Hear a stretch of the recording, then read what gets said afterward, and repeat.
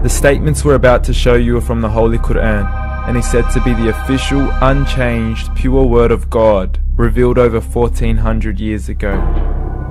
Claiming to be the word of God is a heavy statement, and without proof, or if a single contradiction is found within the book, the apparent word of God will be proven false. So without further ado, let's put the book to the test.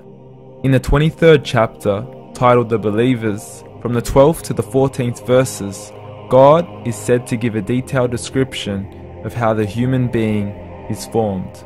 It begins by saying, "We then placed him as a sperm drop in a place of settlement, firmly fixed. Then we made the drop into a alaqa." We will translate this word very soon. "And then we changed the alaqa into a lump. Then we made out of that lump into bones. And then we clothed the bones with flesh. Then we caused him to grow and come into being and attain the definitive human form." In the 21st century, we can now safely say that this verse is clearly describing the process of human development in correct chronological order.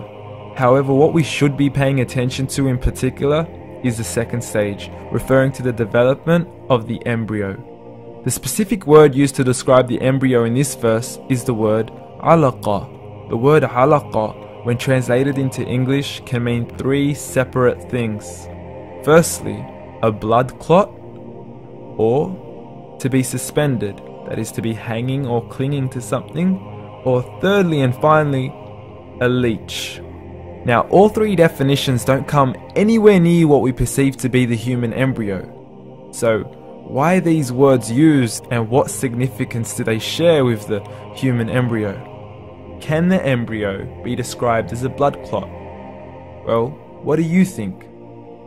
In the third week of embryonic development, a tubular heart joins with the blood vessels to form a primordial cardiovascular system, and by the end of the third week, the blood is circulating and the heart begins to beat on day 21. The first thing that comes to mind in regards to being suspended or hanging is the umbilical cord.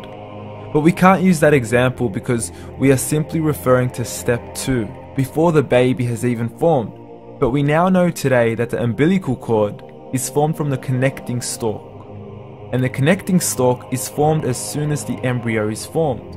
The embryo's connecting stalk has even been described by John Allen and Beverly Kramer as an object to suspend the developing embryo in the extra-embryonic column. So an embryo is suspended and does have a strong resemblance with the blood clot. What on earth would an embryo have to do with a leech? Figure A shows the structure of an embryo at 25 days. Figure B shows a leech. Now please note once again that the embryo in this stage is no greater than the size of a kernel of wheat.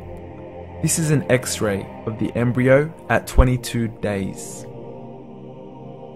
This is the internal structure of a leech. It's mind-blowing stuff, but you still haven't seen anything yet. This is the head of the embryo at 22 days.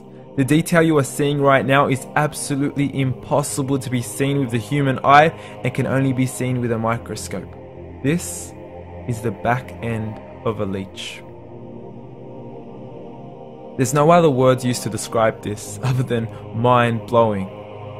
The pictures we have shown you are impossible to be seen with the human eye or even to be predicted by the human mind. Once again, the verses we have shown you were revealed over 1400 years ago to a man who couldn't read nor write. Are these the words of God? Descriptions of the human embryo in the Quran cannot be based on scientific knowledge in the 7th century. The only reasonable conclusion is that these descriptions were revealed to Muhammad from God, from God, from God, from God.